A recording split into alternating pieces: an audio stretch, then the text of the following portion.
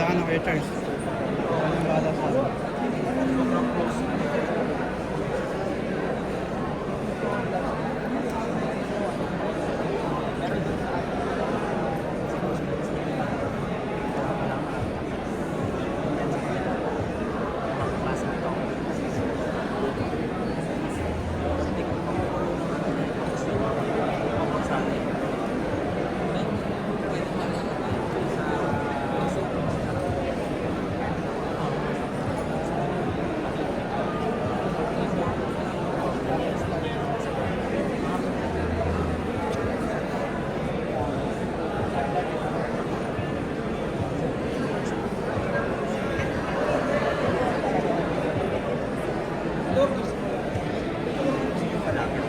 Guys. Alright, good afternoon everyone! Kamusta? Akit tayo? Woo! Kamusta, traders first Shangri-La? Nako, alam ko gutom na yung mga tao dito. Pero tanungin ko muna kayo, sino na ang gutom? Taas ang kamay. Huwag mahiya. Hindi ko kayo inilibre, hindi rito dead morning, sadyang malakas lang talaga yung boses ko. Alright? So, welcome. Hindi ko man kayo mabusog ng pagkain, bubusogin ko kayo ng learning. Alright? Cool? Now, by the way, kakaiba yung topic ko kayo kasi how to avoid the shiny object syndrome. Sino sa inyo nakarinig na nito? Raise your hands. Wow! May mga nakikita ako. Alright. By the way, bago ako magsimula, pakilala mo na ako. Okay, who is Mentor Man? I'm recognized as one of the top mentors of Global Miranda Minor Group, one of the leading cryptocurrency communities in the Philippines. Sino dito mga kamiranda? Asa kamay? Sigaw! Kung kamiranda ka! Good! So for over 4 years, ginagawa ko to and nakapag-mentor na ako ng 300 student mahigit. Alright? So, ano yung topic natin ngayon? Is the shining object syndrome. Pero bago ko yan ibigay sa inyo, may tanong ako. Ikaw ba how many times have you switched your trading strategies ngayong taon? Nakailan ka na? Isa, dalawa, tatlo, yung iba na yung taon, bilang-bilang. Alright? So, yun yung first question. Second question, ilang indicator yung ginagamit mo? Meron ba naging 5, 6? Meron ba dyan? Pangatlo, how many trading communities na yung sinalihan mo, pagsali mo, hindi nag-work sa'yo, then lumipat-lipat-lipat ka? Ilan na? Nabibilang mo pa ba sa kamay mo? And that's the shining object syndrome. Now, after mentoring hundreds of students, meron akong na-observe sa mga estudyante na na-mentor ko. Ano yun?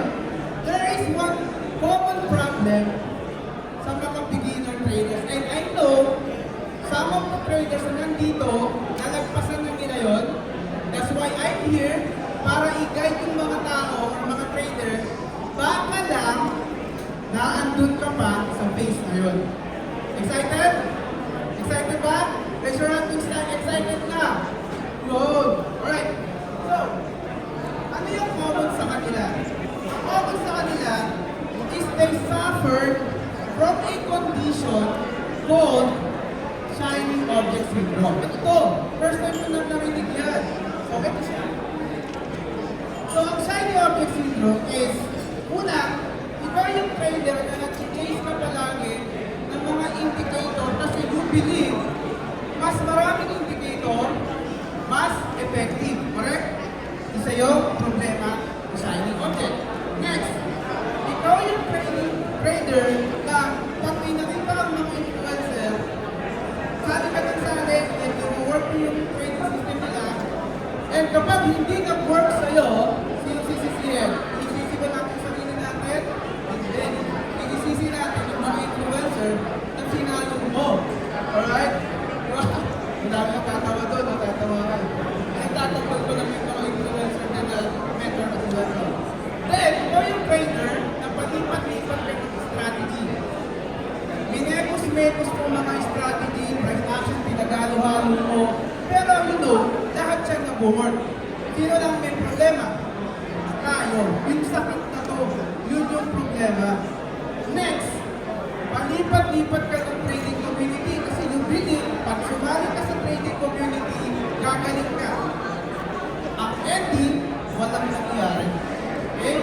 Now, para tayo sa kaibigan yan, meron akong isang kaibigan, kailangan nyo ipakilala ko sa inyo yung kaibigan ko.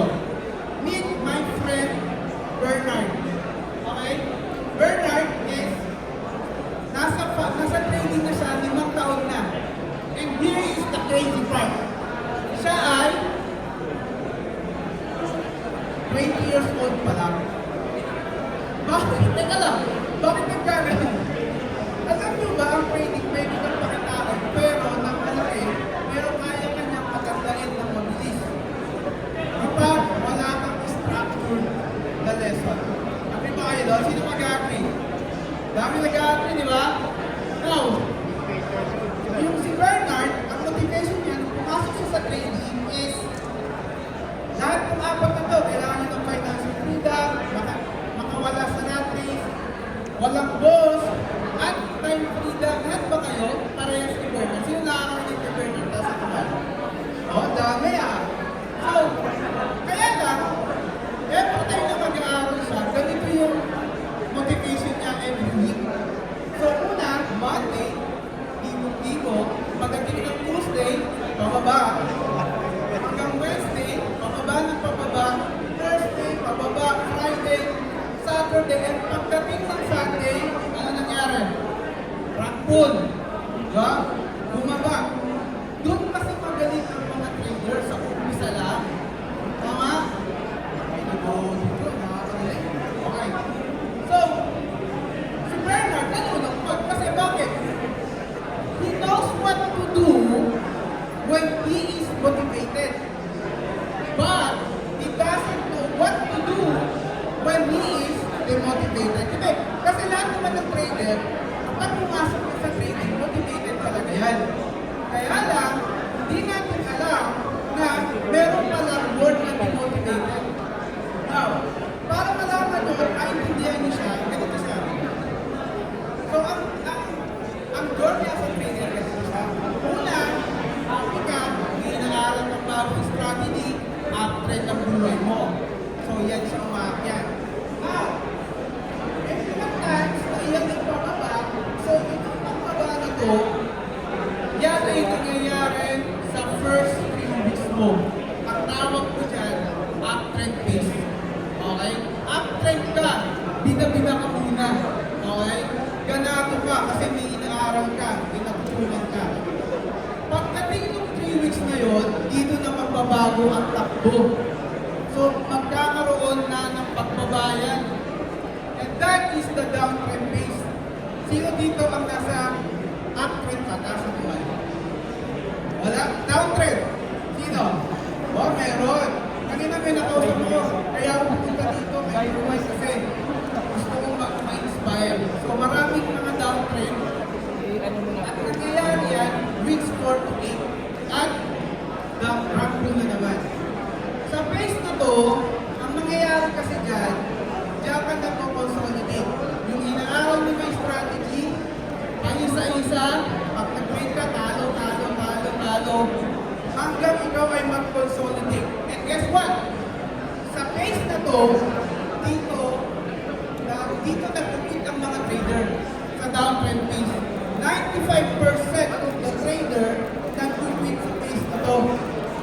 Now, and this is the phase also na lumalabas yung shining object syndrome. Okay, paano yun? Paano sila lumalabas? Lumalabas yan, pinag-pinan yan, naghahanap ka na naman ng reason para ikaw ay mag-trade ng maganda. Yan yung makikita mo na may mga napapakita ng mga profits, etc.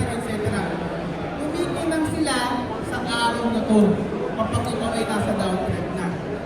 Now, isipin mo, hahabulin mo na naman yung mga yun. So, hanap ka ulit ng yung trading indicator kasi hindi gumana yung inaral mo. Hanap ka ulit ng trading influencer, trading strategy and training communities. Cycle yan. Cycle. Ngayon, sino sa inyo ang nasa ganito posisyon ngayon? Lipat-lipat. Lipat-lipat lang, lipat-lipat lang. Bawang ko ang di ba? So, pero, tandaan mo na bago ka umaral yung strategy na ginagamit mo ngayon, actually, lumabas na siya, umpisa pa lang.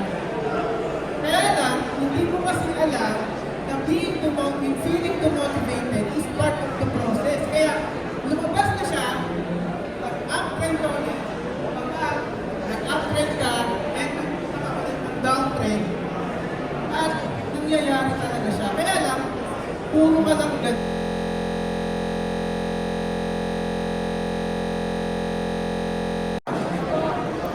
So, ito yung cycle niya. So, train, talo. Pag natalo, lipat ka naman ng ibang strategy hanggang ikaw ay sumagay sa training. Tama? Meron na ba dito nagkaroon ng bachelor in training? Naka-4 na taon na, pero nalilito pa rin. Pero, pag nagpukwento sa friend niya, training ako. 5 taon na ako. Pero deep inside, yun ang pinipitin. Meron kang gano'n? Diba? Pag nag-post sa Facebook, talagang parang trader talaga, no? So, nangyari, ito siya. So, shining object syndrome, ganito yung cycle niya. So, una, magdi-discover ka ng strategy. Pag naka-discover ka ng strategy, excited ka. Ita-train mo siya, ilang train, 10, 15, hindi na gumagana sa'yo. Pero, nung pinanood mo sa YouTube, gumagana. Pero nung tinry mo na, bakit hindi natin gumagana? Hanggang, ba-board ka na, matalo ka na ng madami, nag-doubt ka na sa system, magta-try ka ulit ng panibago, then, discover again. Yan yung cycle ng mga trader. Meron na ba nakaka-relate? Taas ang kamay. Sino? Wow, ang dami. So, andito ako para gamutin kayo. Hindi ako si Dr. Kwak-Kwak. Pero alam ko yung sakit na to. Alright? Now, so, the biggest thief of your success in trading is the shining object syndrome. Magnanakaw yan. Hindi na lang ninanakaw yung oras mo, ninanakaw niya rin yung pera mo. At yan, pagnanakaw na to, ito yung pagnanakaw na matutuwa ka kasi umikislap-islap siya. Umikislap-islap siya. At yan ay ginagawa mo ilang taon na. Paikot-ikot, wow, bagong strategy doon. Wow, merong bagong indicator doon. Wow, merong 1,000 ano doon. Palipat-lipat eh. Okay, and the crazy part, itong shining object syndrome, kung ginakaw niya na yung oras mo, ginakaw niya na yung pera mo, kung tutusin, pwede ka na nakagraduate ng college. Sorry. Pwede ka na nakagraduate ng college. Kung tutusin mo, kung magkano na yung natalo mo, siguro nakapagtapos ka na ng college. Tama?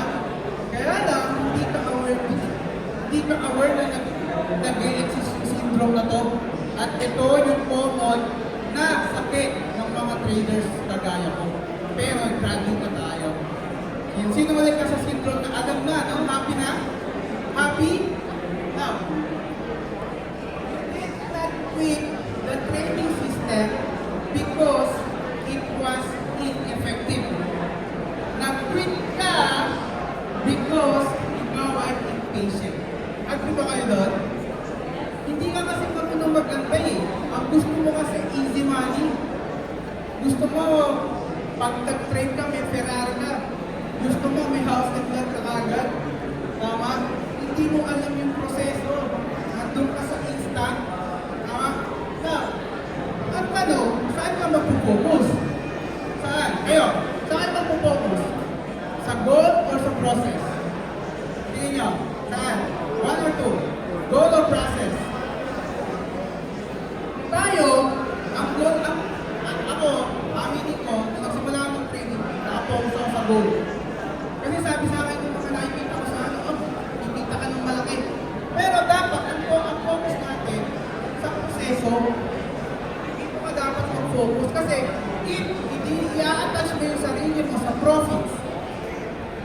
mangyayari, every time na magtatalo ka, lagi kang frustrated. Lagi kang malungkot. Pero if ikaw, yung tao na nakafocus doon sa process, if matalo ka man, happy ka. Kasi may natutunan ka.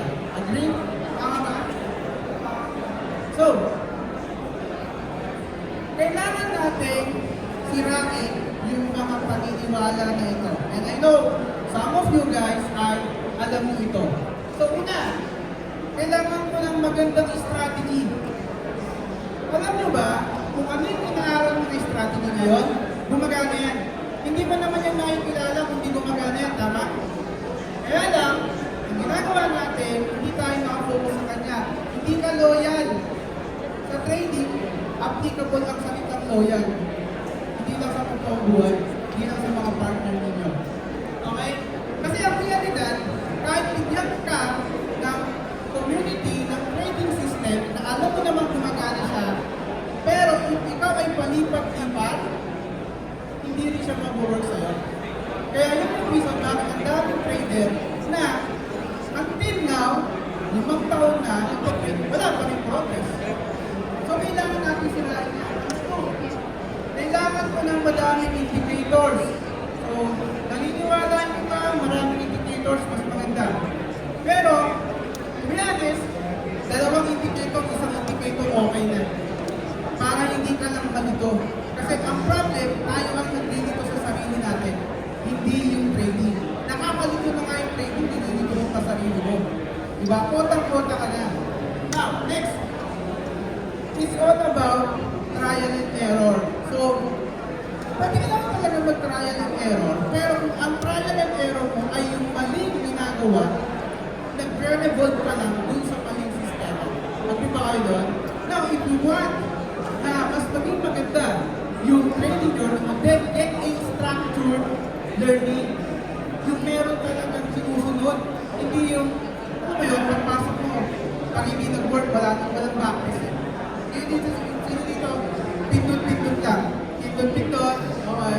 Sabi nga nung napanood ko sa Facebook, sabi niya, pakikiramdaman mo lang kung tataas ang market. Sabi ko, parang pakikiramdaman ko lang. Ayos, okay. Now, how to counter shining object syndrome? So, tip number 1, sinong tip? Para ma-counter natin, nasa naman. Okay. Tip number 1, you need to accept that feeling demotivated is also part of the process. Okay? Bakit? Kasi, pag hindi ka aware dyan, pag every time na mag-demotivate ka, maghahanap ka ng bago. Guys, yung inaaral nyo ng strategy, mentor, community, gumagana lahat yun. Okay? Wala, hindi naman nila pinipindot yung mga batang ng long and short pay, di ba? Kayo ang pumipindot doon. So, kayo ang nag-decide. Pag nag-motivate ka, dapat aware ka na andito ako sa downtrend phase. Ano ang gagawin ko? Maghahanap ba ako? Kasi pag naghanap ka ng bagong strategy, ano mangyayari? Pati bago, pag-aaral na naman. Para ka nang nagsuma kung laude sa trading. Pero kaya makikita mo, may 5 taon, 4 na taon, at tagal na, paulit-ulit yung process. Kasi every time na nag-demotivate sila, naghahanap sila ng bago. Tama? Tip number 2, mag-lock lang kayo ng one strategy. Alisin mo sa sarili mo yung idea na lahat kaya mong pasukin. Lahat peperahin mo, napaka-toxic nun. Try mo muna yung, kasi di ba nagtatanong, ano yung maganda? Scalping, intraday, swing trade. To be honest, lahat yan maganda. Magiging maganda lang siya kung mag-fit siya dun sa lifestyle mo at kung anong klaseng daily meron ka. Alright? Kaya lang, ang gusto ng mga trader, kuhanin lahat ng trade. Bumaba, umakyat, bumaba lahat. Parang ano yun, kulang na lang maging robot ka or AI eh. Kailangan yung mag-focus sa isa. Siguro hindi nyo pa ito nagagawa, pero pag pinagsama-sama mo kasi siya, malilito at malilito ka. Okay? Sino dito ang nag-mix ng strategy? Meron ba tayo sa kamay? Nag-mix. Nag-mix. Diba? dyan, focus lang kayo sa isang time frame combination. Alright? So, tip number 3, apply the 100 trader rule. Trade rule. So, kapag yung strategy mo nag-fail ng 5 beses lang, hindi ibig sabihin na hindi siya gumagana. Kaya lang, ang problema sa mga trader, natalo lang ng 10, lipat na naman. Tama? Ang strategy mo na nangaral, again, nag-work yan. Kung sino man nag-turo sa'yo, nag-work yan. Impatient lang talaga tayo. Talagang nagmamadali tayo. Kung wala kang nakikitang setup ngayon, then you need to wait. Waiting is also part of the game. And having no position is also a position. Okay?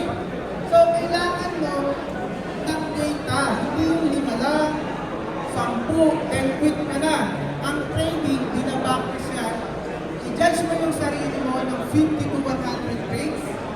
Kapag hindi talaga nag-work, then makakaumalis. Pero kasi, kung ikaw ay matatalo ng 100 na sumusunod, meron pa nangyari na gano'n 100 sumusunod? Kapag gano'n na nangyari sa inyo, ibig sabihin hindi talaga kayo para sa trading. Mauubos at mauubos.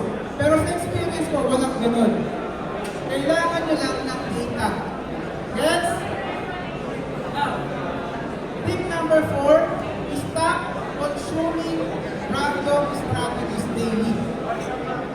Kada araw, may makikita ang strategy na mag-distract sa'yo.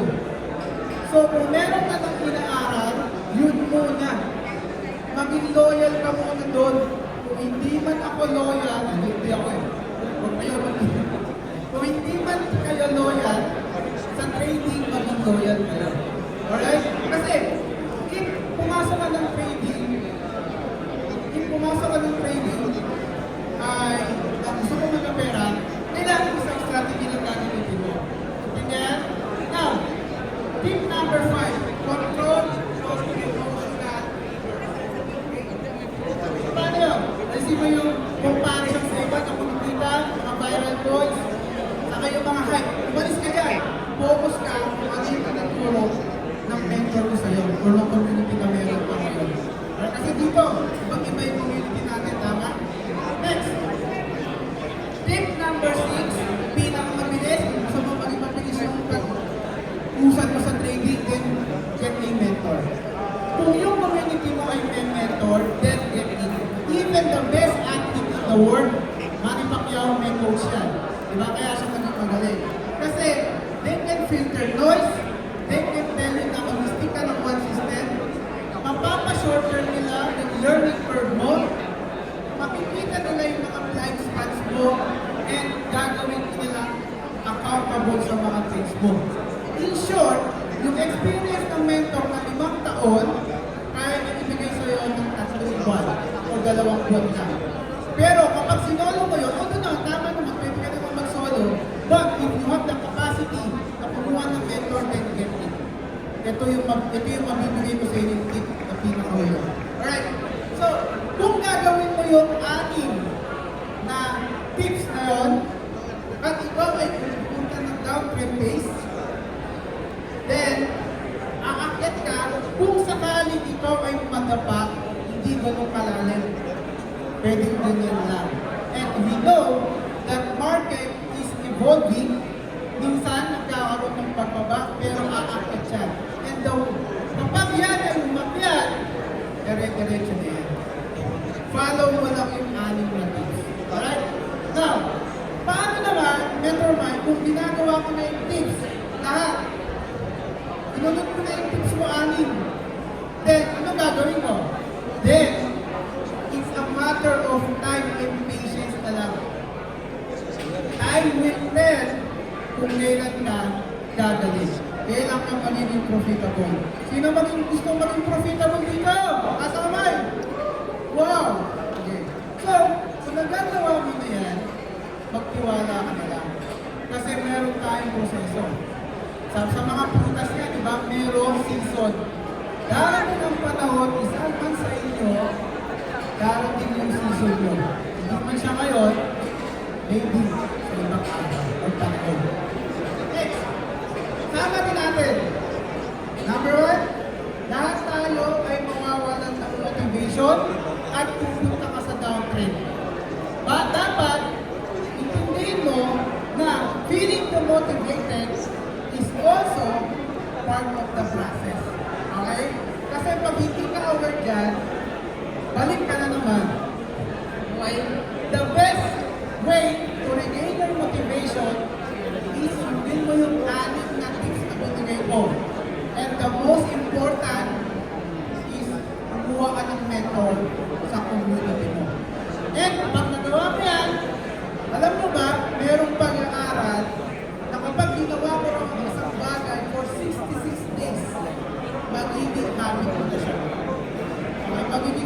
na yun. So, I would like to thank Coach Miranda Minor sa pagbigay sa akin ng opportunity nito. And with that said, guys, register endings sa Katata. If you want to connect with us, please scan this QR code. And scan this QR code, guys, para makapakilala nyo rin kami. Gusto namin kami tulungan. I know some of you, merong sakit na shining object syndrome. Gusto nyo makabangon. Then,